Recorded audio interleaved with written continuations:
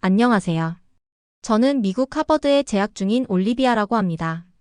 평소 같았으면 제가 이렇게 남들 앞에서 얘기하는 걸 꺼렸겠지만 최근 제가 겪은 충격적인 경험을 한국 분들께 꼭 전해드리고 싶어서 이렇게 용기를 내보았습니다. 제가 한국과 특별한 인연을 맺은 건 10살 때였습니다.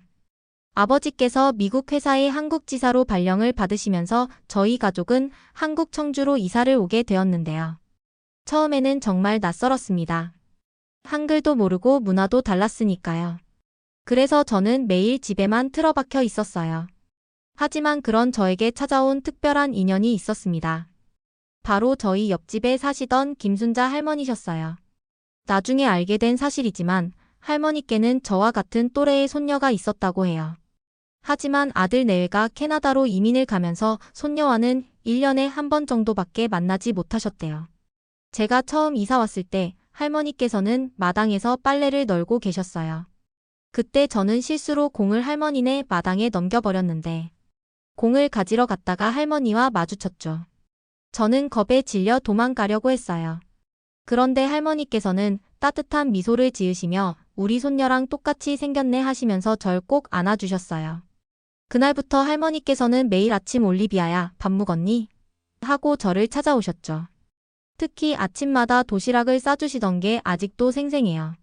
우리 올리비아 학교에서 배고플까봐 걱정돼서 하시면서요. 도시락 안에는 항상 예쁘게 꾸민 김밥이 들어있었는데 나중에 알고 보니 할머니께서는 매일 새벽 4시에 일어나셔서 저를 위해 도시락을 준비하셨대요. 어느 날은 제가 학교에서 친구들과 다투고 울면서 돌아온 적이 있었어요. 그때 할머니께서는 저를 데리고 마당에 앉으셔서 따뜻한 미역국을 끓여주셨어요. 우리 올리비아 생일도 아닌데 특별히 끓여줬어. 한국에서는 슬플 때 미역국을 먹으면 힘이 난대. 하시면서요. 그 순간 저는 할머니의 마음이 진심으로 전해져 왔어요. 할머니께서는 저에게 한글을 가르쳐 주실 때도 특별한 방식으로 설명해 주셨어요. 이 이응자는 사람의 머리를 본떠서 만든 거야. 미음은 네모난 땅을 의미하고 한글의 글자에는 다 뜻이 있어. 이렇게 하나하나 이야기하듯 설명해 주시니 어려웠던 한글이 재미있게 느껴지기 시작했죠. 추석이 되면 할머니 댁은 마을 잔치처럼 북적였어요. 어느 추석날 제가 서툰 손길로 송편을 빚고 있을 때였어요. 할머니께서는 제 옆에 앉으시더니 우리 올리비아야, 송편이 왜 반달 모양인 줄 아니? 하고 물으셨어요. 저는 고개를 갸우뚱하며 달처럼 예뻐서 그런가요? 하고 대답했죠.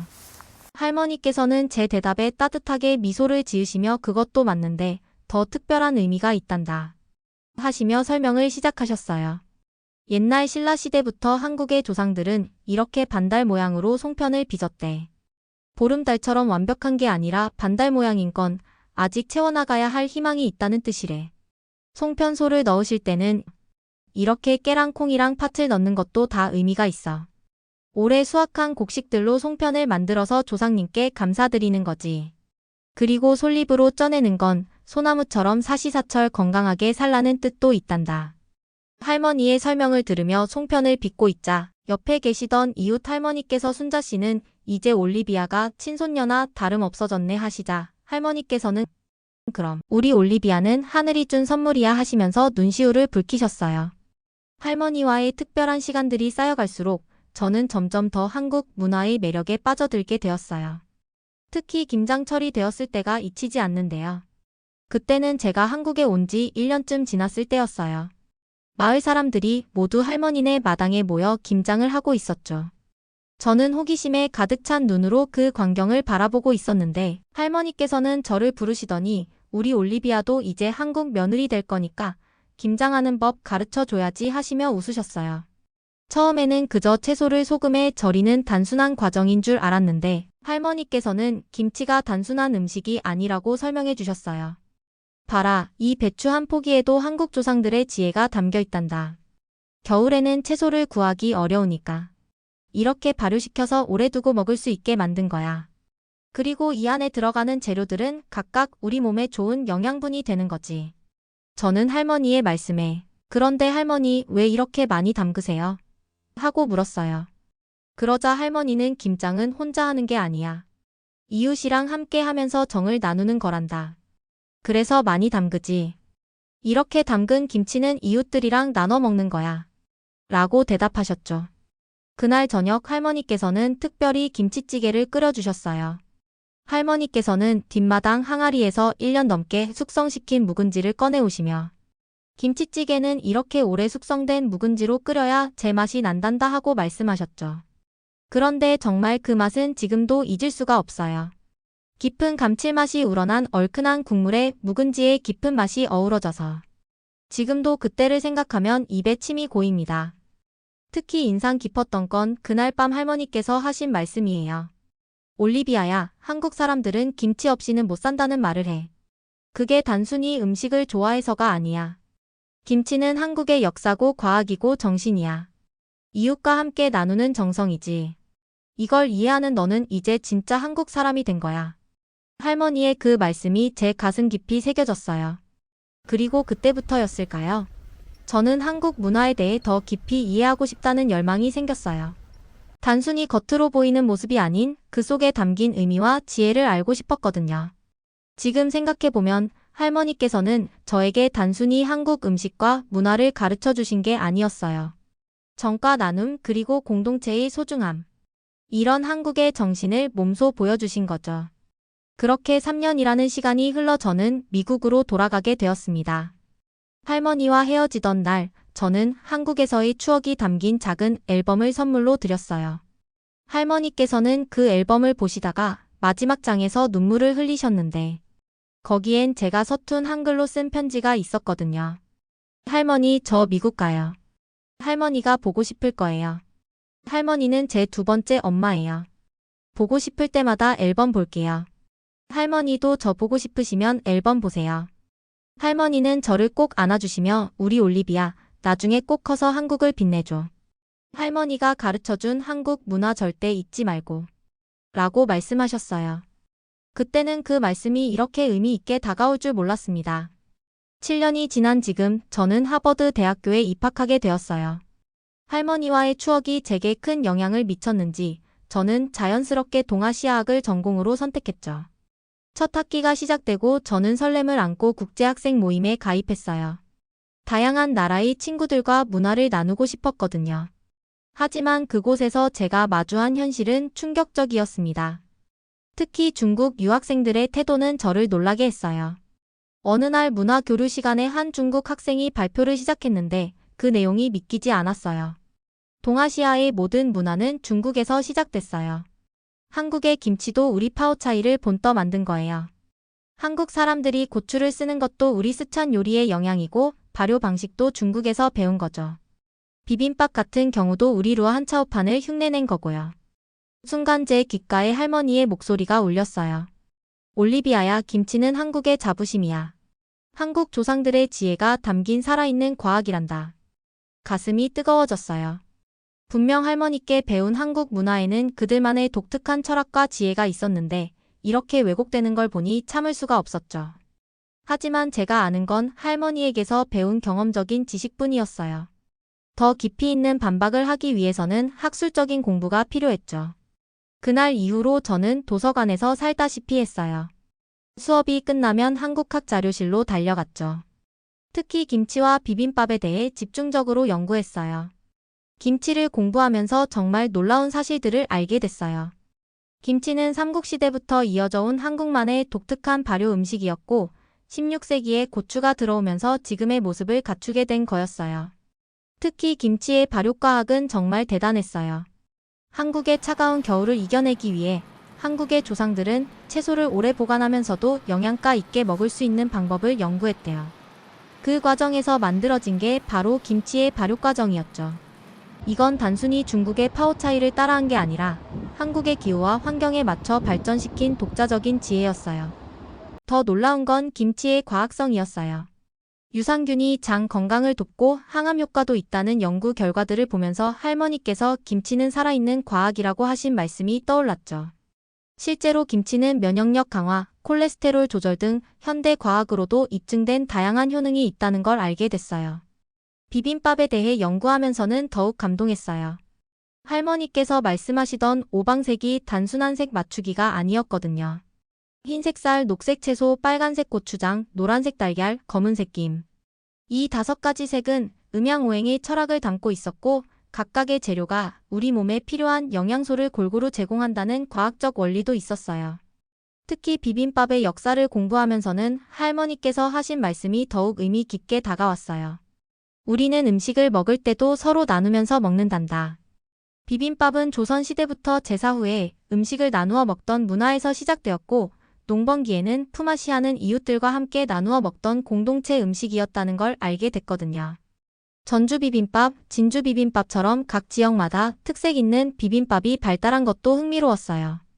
같은 비빔밥이라도 그 지역의 특산물과 문화에 따라 다양하게 발전했다는 점이 한국 음식 문화의 다양성을 보여주는 것 같았죠. 이렇게 한 학기 동안 저는 한국 문화를 깊이 공부했어요. 때로는 지치고 힘들 때도 있었지만 공부하면 할수록 더 빠져들게 됐어요. 할머니께서 알려주신 것들이 모두 과학적이고 철학적인 의미를 가지고 있다는 걸 알게 되면서 한국 문화에 대한 자부심도 더욱 커졌죠. 무엇보다 이런 공부를 하면서 깨달은 건 문화는 결코 단순한 모방이나 전파로 설명할 수 없다는 거였어요. 각각의 문화는 그 나라의 환경, 역사, 그리고 사람들의 지혜가 모여 만들어진 소중한 유산이니까요.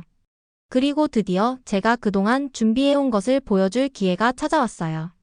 2학기가 시작되고 얼마 지나지 않아 동아시아의 문화 정체성과 역사라는 주제로 큰 세미나가 열린다는 공고를 보게 된 거예요. 세미나는 3일에 걸쳐 진행될 예정이었고 첫째 날은 전통 음식 문화, 둘째 날은 역사와 문명, 셋째 날은 현대 문화와 경제를 주제로 토론이 이어질 거라고 했어요. 이건 제가 그동안 준비해온 모든 것을 보여줄 수 있는 완벽한 기회였어요. 할머니께 배운 한국 문화의 진정한 가치를 학술적으로 증명할 수 있는 순간이 드디어 온 거죠. 세미나 첫날 하버드 대학교 동아시아학과 대강당은 전 세계에서 온 학생들과 교수님들로 가득 찼어요. 제가 발표할 세션은 전통 음식 문화와 정체성이었는데 발표자는 총 3명이었죠. 첫 번째는 중국의 전통 음식에 대한 발표, 두 번째는 제가 한국 음식 문화에 대해 발표하고 마지막은 일본의 음식 문화에 대한 발표였어요. 첫 번째 발표자인 중국 유학생의 발표 제목은 동아시아 발효 음식의 기원과 전파였어요. 중국의 파오차이는 4,000년의 역사를 가진 발효 음식입니다. 한국의 김치는 파오차이가 한반도로 전파된 후 변형된 음식이죠. 우리 스촨 지방의 발효 기술이 한반도로 전해진 것이 김치의 시작이라고 볼 수 있습니다. 그는 비빔밥에 대해서도 언급했어요. 비빔밥의 원형은 사실 당나라 시대의 루어 한차오판입니다. 여러 재료를 밥과 함께 비벼 먹는 이 문화가 한국으로 전해져서 제 차례가 되었을 때 저는 떨리는 마음을 진정시키며 단상에 섰습니다. 한국의 음식문화 과학성과 지역성의 만남이라는 제목으로 발표를 시작했어요. 한국의 음식문화는 각 지역의 특성과 과학적 원리가 깊이 결합되어 있습니다. 특히 김치는 한반도의 차가운 겨울을 이겨내기 위해 한국의 선조들이 개발한 독자적인 발효 기술의 결정체입니다. 제가 준비한 서울대 식품영양학과의 최근 연구 자료를 보여드렸어요. 김치의 발효 과정에서는 수백 가지의 유산균이 작용하는데 이는 다른 어떤 발효식품과도 다른 특성을 보입니다. 특히 한국의 절기와 기후에 맞춰 발전한 이 발효 과학은 세계 어디에서도 찾아볼 수 없는 독특한 것이죠. 이어서 비빔밥의 과학성과 철학에 대해 설명했어요. 전주 비빔밥의 예를 들어보겠습니다. 30여 가지의 재료는 단순히 모은 것이 아닌 음양오행의 철학을 바탕으로 한 오방색 원리를 따르고 있습니다. 이는 영양학적 균형과도 일치하는데요. 질의응답 시간에 중국 학생이 질문을 던졌어요. 흥미로운 발표였습니다. 하지만 음양오행 같은 동양 철학은 모두 중국에서 시작된 것 아닌가요? 저는 미소를 지으며 대답했습니다. 네, 음양오행의 개념은 동아시아가 공유하는 철학이에요. 하지만 중요한 건 이를 어떻게 해석하고 적용했느냐입니다. 한국은 이 철학을 자신들의 환경과 문화에 맞게 재해석했고 특히 음식에서는 매우 독창적인 방식으로 발전시켰습니다. 발표가 끝난 후 동아시아학과 윌슨 교수님께서 말씀하셨어요. 오늘 발표는 문화의 발전이 단순한 전파나 모방이 아닌 각 지역의 특성과 필요에 따른 재해석과 창조의 과정이라는 것을 잘 보여주었네요. 그 순간 저는 할머니의 말씀이 떠올랐어요. 올리비아야, 한국의 문화는 그저 받아들인 게 아니라 한국만의 것으로 만들어낸 거란다. 세미나 둘째 날 역사와 문명 세션이 시작됐어요. 발표는 총 3개로 예정되어 있었는데 특히 두 번째 발표가 궁금했어요. 베이징 대학의 장 교수님께서 고대 동아시아의 문화교류와 전파라는 주제로 발표하신다고 했거든요. 첫 번째 발표가 끝나고 장 교수님이 단상에 올랐어요. 고대 동아시아에서 중국은 문명의 중심이었습니다. 한자, 유교, 불교 등 대부분의 문화가 중국에서 시작되어 한반도와 일본으로 전파되었죠. 한국의 경우 고구려, 백제, 신라 모두 당나라에 조공을 바쳤고 이 과정에서 중국의 선진 문물을 받아들였습니다. 청중석에 앉아있던 저는 손에 땀이 났어요. 하지만 차분히 숨을 고르며 질의응답 시간을 기다렸죠. 발표가 끝나고 질문을 받는 시간이 되자 저는 조심스럽게 손을 들었어요. 교수님, 질문 있습니다. 조공관계를 문화의 종속관계로 해석하시는 것 같은데 이는 역사적 오류가 아닐까요? 예를 들어 신라는 당나라와 조공관계를 맺으면서도 독자적인 문화를 발전시켰고 특히 통일신라 시대에는 황룡사와 같은 독창적인 건축물을 만들어냈잖아요. 장 교수님은 잠시 생각하시더니 대답하셨어요. 흥미로운 관점입니다만 그래도 문화의 기본은 중국에서 전해진 것 아닐까요? 그때 옆자리에 계시던 하버드 역사학과의 스미스 교수님께서 말씀하셨어요. 장 교수님, 올리비아 학생의 지적이 상당히 타당해 보입니다.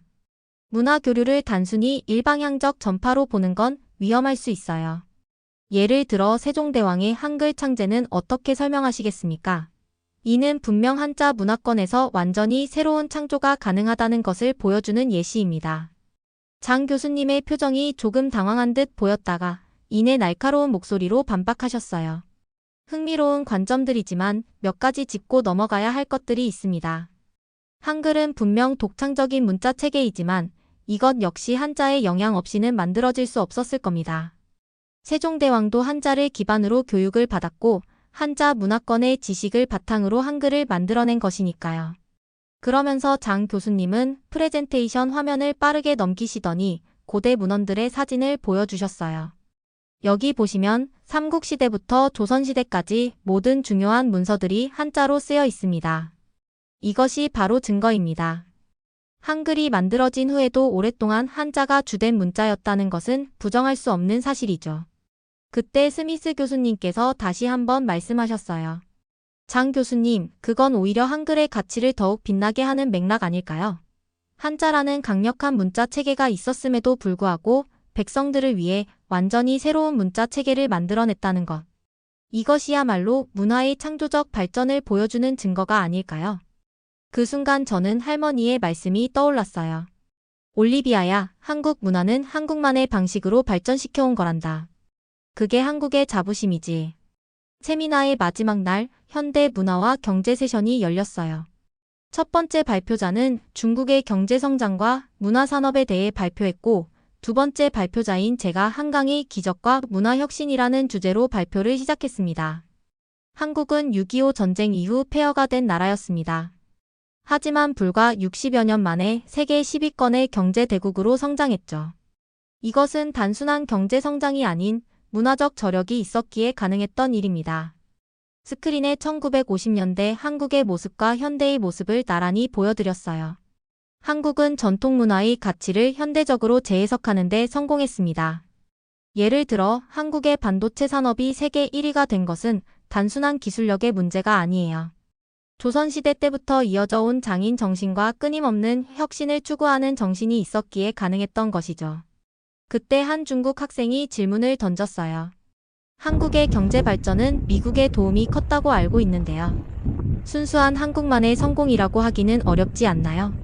저는 미소를 지으며 대답했습니다. 외부의 도움이 있었다는 것은 사실입니다. 하지만 같은 도움을 받은 다른 나라들과 비교해보면 한국의 성공이 얼마나 특별한지 알 수 있어요. 한국은 원조를 받는 나라에서 원조를 주는 나라가 된 유일한 사례니까요. 발표를 마무리하며 할머니의 마지막 가르침을 떠올렸어요.